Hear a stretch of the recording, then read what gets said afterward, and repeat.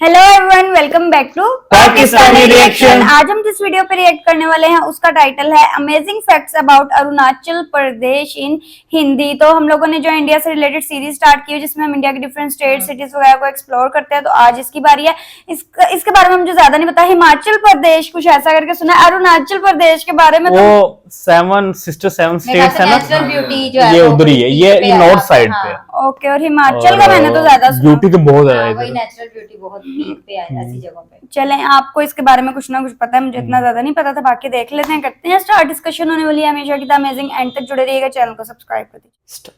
Hello दोस्तों, कैसे हैं आप सब। एक बार फिर से आप सबका स्वागत करता हूं आपके अपने चैनल ट्यूरोपीडिया हिंदी पर। क्या आप जानते हैं कि भारत के कौन कौन से राज्य में सबसे पहले सूर्योदय होता है? एक ऐसा राज्य जिसकी प्राकृतिक सुंदरता देख आपको लगेगा नेचुरल ब्यूटी। घूम रहे हैं। इसी राज्य में दुनिया की दूसरी सबसे बड़ी बौद्ध मोनेस्ट्री भी मौजूद है और साथ ही यहाँ का लगभग 3/4 हिस्सा जंगल और हरियाली से घिरा हुआ है। पहाड़ियों के बीच में बसा होने के कारण आज तक भी यहाँ कोई एयरपोर्ट नहीं बन पाया है। ये राज्य 7 सिस्टर्स में से एक है जहाँ पर भारत का सबसे लंबा पुल भी बना हुआ है। दोस्तों, आज हम बात कर रहे हैं भारत के एक खूबसूरत राज्य अरुणाचल प्रदेश की। तो देर किस बात की, अपना सीट बेल्ट बांध लीजिए अच्छे से और निकलते हैं अरुणाचल प्रदेश के एक शानदार सफर पर। भारत के पूर्वोत्तर इलाके के एक बेहद ही खूबसूरत राज्य अरुणाचल प्रदेश में चारों तरफ हरे भरे जंगल, खूबसूरत वादियां, नदी और झरने बहते हुए ही नजर आएंगे। लेकिन ये एक ऐसा राज्य है जहाँ भारतीयों को जाने के लिए भी परमिट लेनी पड़ती है। लेकिन ऐसा क्यों, इस बारे में हम आपको वीडियो में बताएंगे। अरुणाचल प्रदेश की कुल जनसंख्या 16 लाख के आसपास है और ये भारत का तीसरा सबसे कम आबादी वाला प्रदेश है। ये देश का सबसे कम डेंसिटी वाला राज्य भी है। यहाँ प्रति वर्ग किलोमीटर एरिया में औसतन सिर्फ 17 लोग ही रहते हैं और अरुणाचल प्रदेश में कुल 18 जिले आते हैं। साथ ही आपको बता दें कि ये प्रदेश देश की अर्थव्यवस्था में भी प्रमुख योगदान प्रदान करता है। अरुणाचल प्रदेश की जीडीपी 4.5 बिलियन डॉलर्स के आसपास है। अरुणाचल प्रदेश की राजधानी और सबसे प्रमुख शहर है ईटानगर। इसे मिनी इंडिया के नाम से भी जाना जाता है क्योंकि भारत के लगभग सभी राज्यों के लोग ईटानगर में देखने को मिलते हैं। ईटानगर का नाम यहाँ पर मौजूद ईटा किला के नाम पर रखा गया है। ईटा किला एक प्रसिद्ध ऐतिहासिक स्मारक है जिसे देखने सालाना पर्यटकों की भीड़ लगी रहती है। अरुणाचल प्रदेश को लैंड ऑफ डॉन भी कहा जाता है, यानी उगते सूर्य की धरती। आपको शायद ही पता होगा कि भारत में सबसे पहले सूर्योदय अरुणाचल प्रदेश में ही होता है। सूरज की पहली किरण यहाँ सुबह 4:30 बजे गिरती है। आपको बता दें कि गुजरात और अरुणाचल प्रदेश के बीच सूर्य निकलने का अंतर 2 घंटे का है। कई बार अरुणाचल प्रदेश द्वारा एक अलग टाइम जोन की मांग भी की जा चुकी है क्योंकि अलग टाइम जोन से पूरे राज्य की कार्य प्रणाली में बदलाव आएगा और लोग सुबह जल्दी काम पर जा सकेंगे। अरुणाचल प्रदेश आज के समय में भारत के पूर्वोत्तर में 7 बहनों में से एक प्रमुख राज्य है। लेकिन एक समय ऐसा भी था जब अरुणाचल प्रदेश नाम का कोई राज्य भारत में नहीं था। आजादी के कई साल बाद तक भी अरुणाचल प्रदेश को देश में NEFA यानी नॉर्थ ईस्ट फ्रंटियर एजेंसी के नाम से जाना जाता था। सन 1972 में अरुणाचल प्रदेश को एक केंद्र शासित प्रदेश का दर्जा दिया गया और ये नाम बीभा बासु दास जी द्वारा रखा गया क्योंकि अरुणाचल प्रदेश का मतलब ही होता है उगते सूर्य की धरती।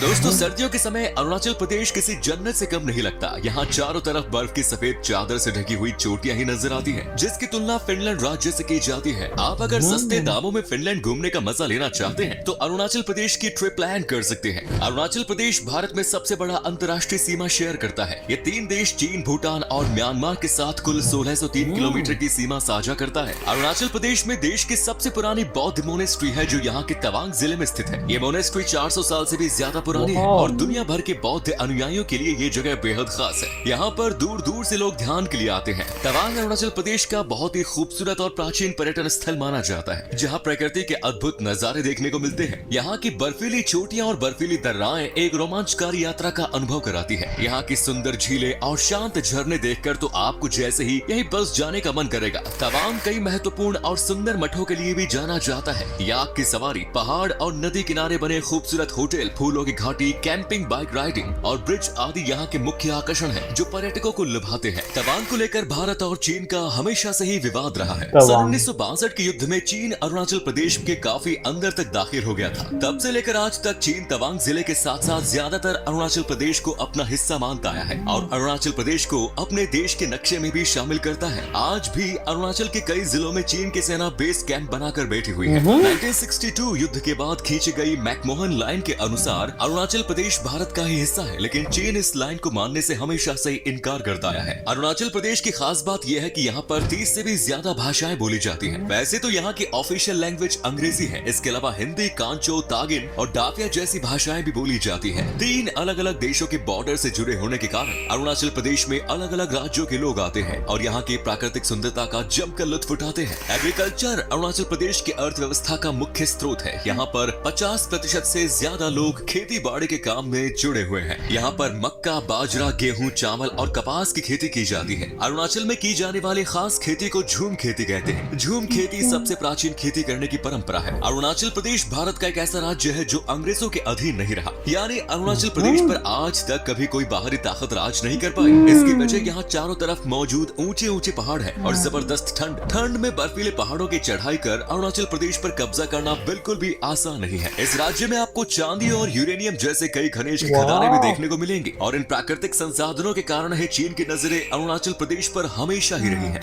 अरुणाचल प्रदेश को ऑर्किड पैराडाइज भी कहा जाता है। इस अकेले राज्य में 500 से भी ज्यादा प्रकार के ऑर्किड की प्रजाति पाई जाती है, जो भारत के किसी भी राज्य में सबसे ज्यादा है। साथ ही यहाँ कई प्रकार की जड़ी बूटियां भी पाई जाती हैं। ईश्वर का भरपूर वरदान अरुणाचल प्रदेश को प्राप्त है, जहाँ के 80% एरिया में सिर्फ जंगल है। अरुणाचल प्रदेश में रहने वाले ज्यादातर लोग किसी न किसी जनजाति समुदाय से ही ताल्लुक रखते हैं। कुल मिलाकर 25 से 30 आदिवासी समुदाय के लोग इस प्रदेश में रहते हैं। वहीं इन जनजातियों के अंदर भी कई जनजातियां आती हैं, जिनकी गिनती करने पर आंकड़ा 100 के पार पहुंचता नजर आता है। इस राज्य के लोग टोपोला भात, बैम्बो शूट और सुअर का मांस खाना पसंद करते हैं। साथ ही आपोंग नाम की राइस बीर भी खूब पी जाती है। अरुणाचल प्रदेश में एक और अनोखा रिवाज है शादी के समय, जहाँ ज्यादातर लड़की के पिता दहेज का इंतजाम करने के लिए परेशान और दुखी रहते हैं। वहीं अरुणाचल प्रदेश में दहेज लड़की वाले नहीं बल्कि लड़की वाले देते हैं, इसीलिए यहाँ पर लड़की पैदा होने पर शानदार जश्न मनाया जाता है। लेकिन ये बात बिल्कुल भी नहीं भूलनी चाहिए कि दहेज लेना और देना दोनों ही पाप है। अरुणाचल प्रदेश देश का एक ऐसा राज्य है जहाँ के कई जिलों में जाने के लिए भारतीयों को भी परमिट लेने की जरूरत पड़ती है। असल में यहाँ कई प्रकार के जनजातियों के लोग रहते हैं। इसके अलावा यहाँ की वाइल्ड लाइफ भी बेहद ही खास है। आपको यहाँ कई प्रकार के जीव जंतु प्राकृतिक वातावरण में रहते हुए दिखेंगे और सबकी सुरक्षा को मद्देनजर रखते हुए यहाँ आने वाले सभी पर्यटकों के लिए परमिट लेना अनिवार्य किया गया है। अरुणाचल प्रदेश में पूरे साल काफी बारिश होती है। कई बार एक साल में 400 सेंटीमीटर बारिश भी यहाँ होती है। एक समय ऐसा था जब अरुणाचल प्रदेश में सफर करना काफी मुश्किल भरा था। सड़कों की हालत बहुत खराब थी, लेकिन आज यहाँ के लगभग सभी गांव और जिले पक्की सड़क से जोड़े जा चुके हैं। बस की सुविधा भी यहाँ आपको आसानी से मिलेगी। धर्म की बात करें तो अरुणाचल प्रदेश में सबसे ज्यादा आबादी ईसाई धर्म को मानने वाले लोगों की है। दूसरे नंबर पर है यहाँ हिंदू धर्म, इसके बाद बौद्ध धर्म और अन्य धर्म आते हैं। ईसाई आबादी होने का प्रमुख कारण यहाँ आने वाली मिशनरीज है। अरुणाचल प्रदेश में लकड़ी की कारीगरी का काम काफी ज्यादा किया जाता है। यहाँ पर लकड़ियों पर की जाने वाली नक्काशी आपने और कहीं नहीं देखी होगी। हस्तकला के काम में भी अरुणाचल प्रदेश के लोग काफी निपुण होते हैं। म्यूजिकल इंस्ट्रूमेंट्स बनाने हो या फिर कपड़े, हर चीज में अरुणाचल प्रदेश का कोई मुकाबला नहीं। अरुणाचल प्रदेश में कई तरह के त्योहार मनाए जाते हैं। लोसार फेस्टिवल पूरे प्रदेश में सबसे ज्यादा धूमधाम से मनाया जाता है। इस त्योहार में लोग जमकर मौज मस्ती करते हैं, अच्छा खाना खाते हैं और खूब शराब पीते हैं। अरुणाचल प्रदेश के अलावा तिब्बत, नेपाल और भूटान में भी लोसार फेस्टिवल बड़े धूमधाम से मनाते हैं। लोसार के अलावा अरुणाचल प्रदेश में Siang river festival, Pangsau pass winter festival, Solung festival, Dree उत्सव जैसे कई त्योहार लोग मनाते हैं। अरुणाचल प्रदेश का जिक्र कई पौराणिक कथाओं, हिंदू शास्त्रों, महाभारत और रामायण में भी देखने को मिलता है। इस राज्य में परशुराम कुंड और सीता कुंड जैसी पवित्र जगह है। यहाँ के सियांग जिले में स्थित मालिनीथान मंदिर एक और ऐतिहासिक और पवित्र मंदिर है। मान्यताओं के अनुसार द्वारिका नगरी जाते वक्त इसी स्थान पर भगवान श्री कृष्ण और रुक्मिणी ने रुककर विश्राम किया था। इसके अलावा भी अरुणाचल प्रदेश में कई ऐसी जगह है जहाँ आप अपनी फैमिली और दोस्तों के साथ घूमने का आनंद ले सकते हैं। इसके अलावा 5600 फीट ऊंचाई जीरो वैली दुनिया की सबसे खूबसूरत जगहों में से एक है। यहाँ पहुंचकर आपको ऐसा लगेगा मानो आप साक्षात प्रकृति की गोद में लेटे हुए हो। अगर आप ट्रैकिंग का शौक रखते हैं तो अरुणाचल प्रदेश की गोरी चेन पीक की यात्रा जरूर करनी चाहिए। यह इस राज्य की सबसे ऊंची चोटी है जो समुद्र तल से 22,500 फीट की ऊंचाई पर स्थित है। पासीघाट अरुणाचल प्रदेश का एक सबसे पुराना शहर है, जहाँ के झरने, झूलते हुए पुल और पहाड़ की चट्टानें इसे बहुत ही आकर्षक पर्यटन स्थल बनाती है। इसके अलावा रोइंग, पामुम पारे, बोमडिला, कमलांग वन्य जीव अभ्यारण्य और महू वन्य जीव अभ्यारण्य जैसी अनेकों जगह आप घूम सकते हैं। साथ ही अरुणाचल प्रदेश में ही देश का सबसे लंबा ब्रिज भी बना हुआ है। ये ब्रिज ब्रह्मपुत्र नदी के ऊपर है, जिसकी लंबाई 9.15 किलोमीटर है। इसका पुल का नाम धोला सदिया पुल है, जिसे डॉक्टर भूपेन हजारिका ब्रिज के नाम से भी जाना जाता है। भारत में ये एक बीम ब्रिज है जो असम और अरुणाचल प्रदेश के पूर्वोत्तर राज्यों को जोड़ता है। ये पुल दक्षिण में ढोला गांव से लेकर उत्तर में सादिया तक ब्रह्मपुत्र नदी की एक प्रमुख सहायक नदी लोहित नदी तक फैला है।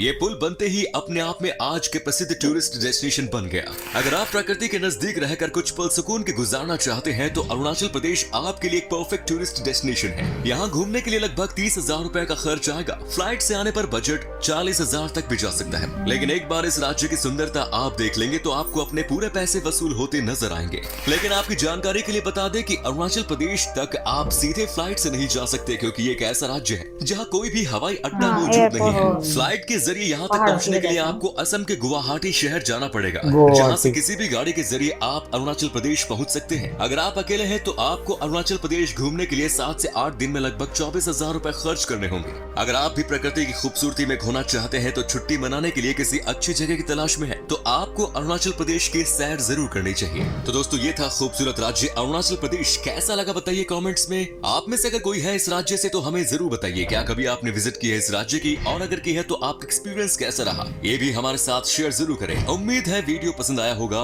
वीडियो को लाइक कीजिए और अपने दोस्तों और रिश्तेदारों के साथ इसे शेयर करना ना भूलें। हमारे चैनल को भी सब्सक्राइब जरूर करें। वीडियो को अंत तक देखने के लिए सभी का शुक्रिया। फिर मुलाकात होगी। धन्यवाद।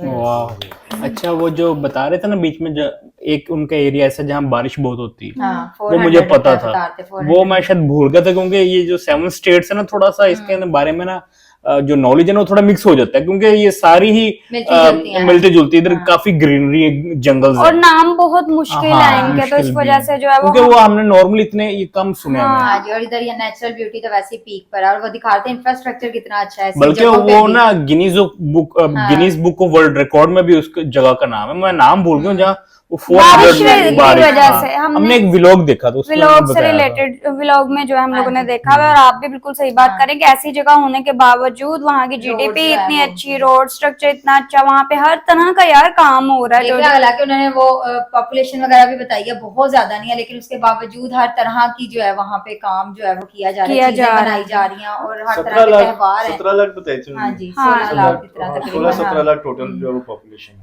है। और मैं वो थर्ड लास्ट पे आता है इसमें, मतलब सबसे कम है।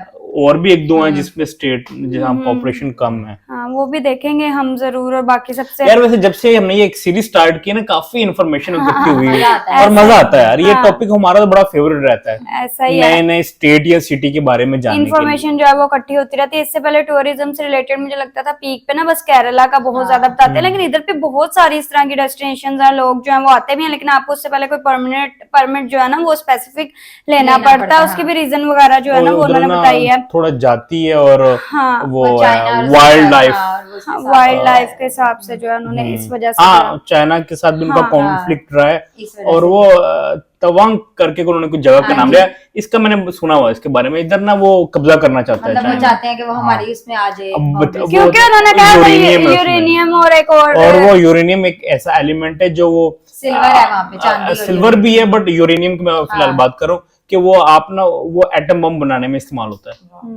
तभी चाइना का नजर आया। बाकी ये कि जो उनका कल्चर वगैरह, उनका फूड जो वो दिखा रहे थे, जो उनके फेस्टिवल्स दिखा रहे थे, और मतलब उधर के लोग ही बिल्कुल एकदम से जो है ना वो हमें डिफरेंट लगे हैं। हालांकि हम देखते रहते हैं काफी जगहों की वीडियोस, उनका पहनावा भी अलग है, काफी ज्यादा जो है ना जो ब्रिज था वो तो फर्स्ट टाइम ही सुना है यार। उस पे यार एक अच्छा हमें टॉपिक मिल गया, अलग से उस पर वीडियो करेंगे। 9 किलोमीटर से ऊपर यार, इंडिया का सबसे बड़ा ब्रिज होगा। हाँ, इंडिया का सबसे बड़ा ब्रिज उन्होंने बताया, देश का सबसे बड़ा ब्रिज। तो बहुत जबरदस्त रही ये वीडियो। और यहाँ इंडिया वाले मैं सोची थी कि कितना लकी है ना, कि मतलब अगर उन्होंने जाना हो, कहीं फिरना हो, हाँ सारा कुछ जो है वो उनको इंडिया में ही अवेलेबल है, तो उनको कहीं बाहर जाने की जरूरत नहीं है। मजा आया देख के। आई होप सो आप लोग को रिएक्शन पसंद आया तो जल्दी से चैनल को सब्सक्राइब कर दे। मिलते हैं नेक्स्ट वीडियो में। See ya.